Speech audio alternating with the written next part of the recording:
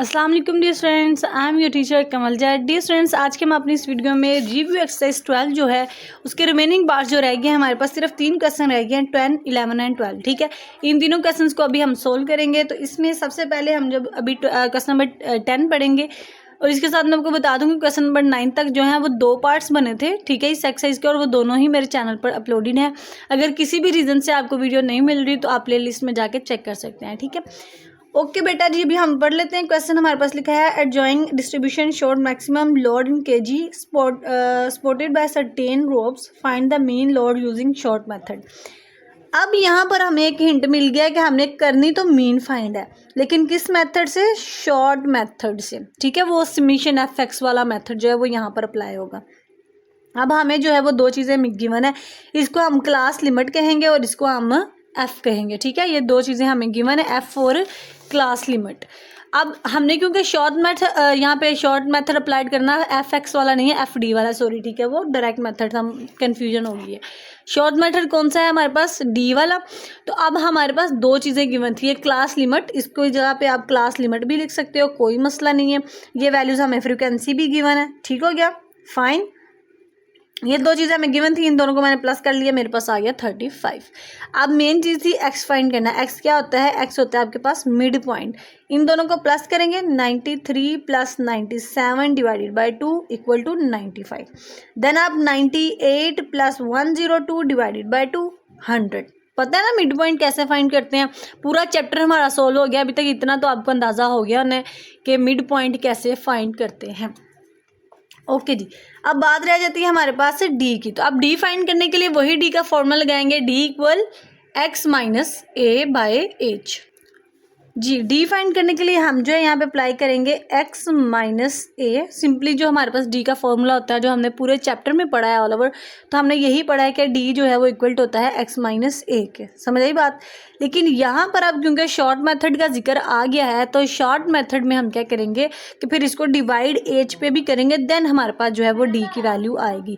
अब डी की value find करने के लिए हम यहाँ पे पहले ए को सिलेक्ट कर लेते हैं। तो ये जो मिड वैल्यू होती है ना, मैंने हमेशा आपसे कहा है कि आप उसी वैल्यू को जो है वो सिलेक्ट किया करें। तो मैंने 105 ले लिया। आप इससे कोई फ़र्क नहीं पड़ता, ए की वैल्यू हमने अज्यूम करनी होती है। आप इस पूरी लाइन में से किसी भी एक वैल्यू को जो है वो ए की जगह पे अज्यूम कर सकते हैं, लेकिन 105 मैंने किया है। अब बेहतर है आप भी यही करें, इससे क्वेश्चन जो इजीली सॉल्व हो जाएगा। अच्छा जी, यहाँ पे देखें अब क्या करना है हमारे पास, एक्स का मतलब ये वैल्यू होनी चाहिए, ये आ जाता है हमारे पास 95, फिर माइनस, फिर ए की वैल्यू होनी चाहिए। तो ए क्या है? 105 हमने किया, हमारे पास आ गया -10। लेकिन अब इसको एज पे डिवाइड भी करना है। तो एज का मतलब क्या होता है? क्लास लिमिट का साइज। तो अब 93 से 97 है, तो काउंट करते हैं कितनी वैल्यूज़ हैं। 93, 94, 95, 96, 97। तो कितनी वैल्यूज़ आई? 5 वैल्यूज़ आई। तो इसको अब हमने 5 पे डिवाइड भी कर देना। तो देखिए हमारे पास आ गया -2, तो वैल्यू आ गई। इसी तरह अब आपने 100 को माइनस करना है 105 से, फिर उसको डिवाइड कर देना है आपने 5 के साथ। ये देखें 100, एक और कर लेते हैं ताकि आपको आसानी रहे। 100 कौन सा आया? एक्स। अब ये माइनस होगा ए से, ए की वैल्यू हमने अज्यूम की है 105, और इट अब इसको हमने डिवाइड कर देना था 5 से, तो देखो आ गया -1। समझ आ गई डी कैसे फाइंड करना? बस ये फॉर्मूला आपको जो है वो याद रखना पड़ेगा, और ये कोई न्यू फॉर्मूला नहीं है, ये हमने पूरे चैप्टर में जो है वो पढ़ा है। तो इसके साथ हमारे पास जो है वो डी की वैल्यू आ जाएंगी। अब सिंपल जो है हमें, क्योंकि मीन के फॉर्मूले में समीशन एफ डी चाहिए होता है ना, तो अब हमने ये जो एफ है और ये जो डी आया है, इसको क्या कर लेना है, एक दूसरे के साथ मल्टीप्लाई। तो 2 2 ज़ा 4, 7 माइनस आ जाएगा, 5 1 ज़ा 5, 7 माइनस, 8 0 ज़ा 0, 12 1 ज़ा 12, 6 2 ज़ा 12, 2 3 ज़ा 6। अब इन सारी वैल्यूज़ को हमने प्लस कर लेना है। प्लस करने के बाद हमारे पास इक्वल टू आ जाएगा 21। क्लियर? अब यहाँ पे मैंने ये चीज़ लिख दी थी कि ताकि आपको देखकर भी अंदाज़ा रहे, अगर किसी को भूल भी जाए तो ये चीज़ याद रख ले कि इस फार्मूले से हमने क्या किया है, डी को फाइंड किया है। ठीक है, ये जिसके साथ मैंने ब्रैकेट्स डाल दिया है वो आपके पास डी का फॉर्मूला था, जस्ट डी का। अब ये हमारे पास आ जाता है शॉर्ट मेथड का मीन का फॉर्मूला। तो यहाँ पर आप लिख भी सकते हैं शॉर्ट मेथड, वैसे स्टेटमेंट में लिखा हुआ था तो हमने फिर वही फॉर्मूला ऐड कर देना है।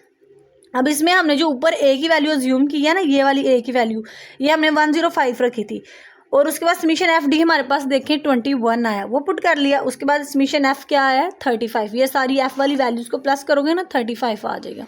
35 ऐड कर दिया और एज को हमने क्या रखा था 5। कैसे, ये हमने इसके दरमियान, दोनों के दरमियान फ़र्क देखा था ना कि क्लास इंटरवल के दरमियान कितना फ़र्क है, तो वो 5 का आया था। तो वही हमने फिर यहाँ पे जब डी फाइंड आउट किया तो हमने एज की जगह पे 5 रख के इस वैल्यू सॉल्व की है। इसलिए जो एक दफ़ा पुट कर ली वैल्यू वही आपने फिर अपने फॉर्मूले में ऐड करनी है। तो एज आपके पास 5 आ जाएगा। अच्छा जी, अब यहाँ पर आपने क्या करना है, ये देखें 5 1 ज़ा 5, 5 7 ज़ा 35। अब 7 और 21 भी तो डिवाइड हो सकते हैं ना, 7 1 ज़ा 7, 7 3 ज़ा 21। तो यहाँ पे ये तीनों वैल्यूज की जगह पे सिर्फ 3 आ गया। 105 में 3 ऐड कर लो तो आपके पास वैल्यू आ गई 108। So simple. तो ये लेंगे क्वेश्चन नंबर 10 जो है हमने इजीली सॉल्व कर लिया। सिर्फ उसमें हमने शॉर्ट मेथड अप्लाई करना था और शॉर्ट मेथड जो है उसमें हमें डी चाहिए था, तो डी आ जाता तो फिर हम जो है वो सिंपली फिर एफ के साथ मल्टीप्लाई करके तो एफ डी भी फाइंड कर लेते। अभी क्वेश्चन नंबर 11 इससे भी ज़्यादा आसान है। लिखा हुआ है Usama rolled a fair dice 8 times. Usama ने जो है वो उसको डाइस को रोल किया है 8 time. Each time their sum was recorded. अब जितनी दफ़ा उसने उसको 8 दफ़ा डाइस को रोल किया ना, उसके पास ये 8 वैल्यूज़ आ गई हैं। ठीक है, find the median and mode of the sum. अब हमने इसका मीडियन और मोड फाइंड करना है क्योंकि ये अनग्रुप डाटा है, तो इसमें हम अनग्रुप डाटा वाला ही फॉर्मूला लगाएंगे। और अनग्रुप डाटा में मोड का मैं आपको बता दूं, हमने पढ़ा था मोस्ट रिपीटेड वैल्यू। तो इस सारी वैल्यूज में देखो कौन सी ऐसी वैल्यू है जो एक से ज़्यादा दफ़ा आई है, तो वो 6 है। तो 6 से हमें क्लियरली पता चल गया इसका मोड होगा। अब मीडियन के लिए हमने इनको काउंट करना है, या ये इवन है तो इवन का फार्मूला लगा देंगे, ओड है तो ओड का फार्मूला लगा देंगे। तो 1 2, क्योंकि ये 8 वैल्यूज़ हैं तो 8 क्या होता है इवन, तो अब यहाँ पर हमने इवन वाला फार्मूला लगाना है और फिर इसको सॉल्व कर लेना है। अब सबसे पहले मीडियन के लिए हमें 2 वैल्यूज़ का पता होना चाहिए। एक तो हमने इनको अरेंज करना है, दूसरा हमने देखना है इसमें इवन वाला फार्मूला लगेगा या फिर ओड वाला फार्मूला लगेगा। तो क्योंकि ये इवन वैल्यूज़ हैं तो यहाँ पर हमने इवन वाला फार्मूला डाल दिया और वैल्यूज़ को अरेंज कर लेना है। ये जो डाटा दिया गया ना इसको पहले अरेंज करना है, शर्त ये है। अच्छा जी, फॉर्मूला ये हमने पहले पढ़ा है बहुत दफ़ा पूरे अपनी एक्सरसाइज में। ठीक है, 12.2 में भी काफ़ी दफ़ा पढ़ा है। अच्छा जी, अब एन का मतलब होता है वैल्यूज़ कितनी है। 8 है तो 8/2 कर दिया। यहाँ पर भी 8 लिखेंगे। 8 + 2 = 10। 10 को 2 पे डिवाइड करो 5 आ जाएगा। 8 को 2 पे डिवाइड करो 4 आ जाएगा। अब ये और 4 और 5 वैल्यू नहीं है, 4 और 5 कह रहा है कि यहाँ पर 4 और 5 नंबर पे जो वैल्यू आ रही है ना, यहाँ पर वो लिखो 1 2 3 4 5। तो 4 5 पे क्या आ रहा है 6 6। तो 4 की जगह पे भी 6 कर दिया, 5 की जगह पे भी 6 लिख दिया। 6 और 6 कितना होता है 12। 12 को डिवाइड करो 2 के ऊपर, तो 2 1 ज़ा 2, 2 6 ज़ा 12। तो आपके पास 6 आ गया। ये 6 आया है आपके पास मीडियन का। अभी जो है हमने मोड भी बताना था, ये मैंने क्वेश्चन में भी आपको बता दिया कि सिर्फ 6 ही है जो कि ज़्यादा दफ़ा रिपीट हुई है वैल्यू। तो जो रिपीट हो वैल्यू वो हमारे पास क्या होती है मोड। क्लियर। क्वेश्चन नंबर 11 भी हो गया। अब पीछे हमारा रह जाता है जी क्वेश्चन नंबर 12। तो सबसे पहले क्वेश्चन नंबर 12 की स्टेटमेंट पढ़ लेते हैं। लिखा हुआ है 2 partner mister Aslam and mister Kulsoom run a company. 2 partner जो है कलसूम और असलम जो है मिस्टर असलम और मिसिस कलसूम, ठीक है, ये दोनों पार्टनर बन के एक कंपनी चला रहे हैं। In the following date the weekly wage of employees who work in the company are given. अब जो वीकली उनके कंपनी में एम्प्लॉयज़ काम करते हैं उनके वेज यानी कि जो उन्होंने उसको वीकली पेमेंट की वो हमें यहाँ पे गिवन है। 3 एम्प्लॉयज़ को ना दिए 600 to 700, 5 को दिए 7 to 8, 7 को 8 to 9, इस तरह सारी वैल्यूज दी हुई हैं। अब इसमें जो है हमने फाइंड आउट करना है इन the following 2 partners in the following of employees. ठीक है जी, अब यहाँ पर जो है हमने इनका निकाल लेना है, इनका मीन मीडियन और मोड, तीनों चीज़ें हम निकालेंगे। तीनों चीज़ें निकालने के लिए यहाँ पर हम आ जाते हैं। अब जो चीज़ें हमें गिवन होती है हमने वो यहाँ पर लिख लेनी है। अब यहाँ पर देखें सबसे पहले हमें ये वेज और एफ एक्स, यहाँ पे आप क्लास लिमिट भी डाल लोगे तो कोई इशू नहीं है। क्लियर हो गया। अब ये वैल्यू और ये वैल्यू जो है हमने यहाँ पर यह बुक पे गिवन थी, बस इसको यहाँ पे सिंपल प्लस किया। प्लस करने के बाद आ गया 47। अब हम इनका एक्स फाइंड करेंगे। तो एक्स फाइंड करने के लिए हमें तरीका आता है 600 में प्लस कर देंगे 700 और 2 पे डिवाइड कर देंगे, यानी कि इन दोनों वैल्यू को प्लस करना है और फिर 2 पे डिवाइड कर देना। तो वो कौन सी वैल्यू आ जाएगी एक्स की। क्लियर। ये सारे के सारे एक्स हमने ऐसे ही फाइंड किए। लास्ट पे बता दूं 1000 प्लस 1100 डिवाइडेड बाई 2 तो क्या आ जाएगा 1050। ठीक है, एक्स आ गया। अब एफ एक्स बहुत आसान है। क्या करेंगे हम एफ को और एक्स की वैल्यू जो आई है हमारे पास उसको मल्टीप्लाई कर देंगे। तो 3 को मल्टीप्लाई कर देंगे हम 650 के साथ तो वैल्यू आ जाएगी 1950। और 5 को मल्टीप्लाई कर देंगे 750 के साथ, इसी तरह ये सारी वैल्यूज़ को एक दूसरे के साथ मल्टीप्लाई कर देंगे, तो मल्टीप्लाई करने के बाद जो वैल्यू आएगी वो हमारे पास आ जाएगी एफ एक्स की। एफ एक्स का क्योंकि हमें वो चाहिए समीशन, तो इन सब को हम क्या कर देंगे प्लस, प्लस करने के बाद हमारे पास ये वैल्यू आ गई। अब क्योंकि हमने यहाँ पर वो मीडियन मोड भी फाइंड करना है, तो उसके लिए हमें कम्यूटेटिव फ्रिक्वेंसी की ज़रूरत पड़ेगी। तो यहाँ पर कम्यूटेटिव फ्रिक्वेंसी भी आपने निकाल लेनी है, और ये तरीका मुझे उम्मीद है कि आपको आता होगा कैसे निकालते हैं। ये जो फाइंड आउट कर लिए हैं, हमारे पास क्लास लिमिट भी आ गया, फ्रिक्वेंसी एक्स, एफ एक्स और सी एफ, यानी कि कम्यूटेटिव फ्रिक्वेंसी भी। ये सारी चीज़ें जब हमने फाइंड कर ली है, तो अब हमने इनमें तीनों चीज़ें फाइंड करनी है, मीन, मीडियन एंड मोड। ठीक है, तो सबसे पहले मीन फाइंड करेंगे, तो यहाँ पर अब हमने एफ एक्स वाली वैल्यू का जो है वो मीन फाइंड आउट करना है। ठीक है, तो मीन का फॉर्मूला लगाएंगे हम summation F x bye summation F. Alright, अब देखो समीशन एफ एक्स आपके पास है, आपने इसकी जगह पे वो वैल्यू पुट कर लेनी है और समीशन एफ की जगह पे उसकी वैल्यूज। क्लियर, अब इन दोनों वैल्यूज़ को आपने क्या करना है, एक दूसरे के ऊपर डिवाइड, तो आपके पास वैल्यू आ जाएगी मीन की एक्स बार 718.08। क्लियर, ये आपने क्या फाइंड आउट कर लिया, मीन। अब हम मीडियन की तरफ जाते हैं, तो मीडियन में हमने क्या फाइंड करना है, मीडियन में मीडियन ही फाइंड करना है। अब यहाँ पर अब जो है हम मीडियन का फॉर्मूला लगा लेते हैं। तो मीडियन का फॉर्मूला होता है, यहाँ पे मैं दोबारा लिख रही हूँ क्योंकि यहाँ पर मेरा पसीना गिर के जो है वो रेज हो चुका है। ये लें जी, ये हमारे पास वैल्यू आ गई।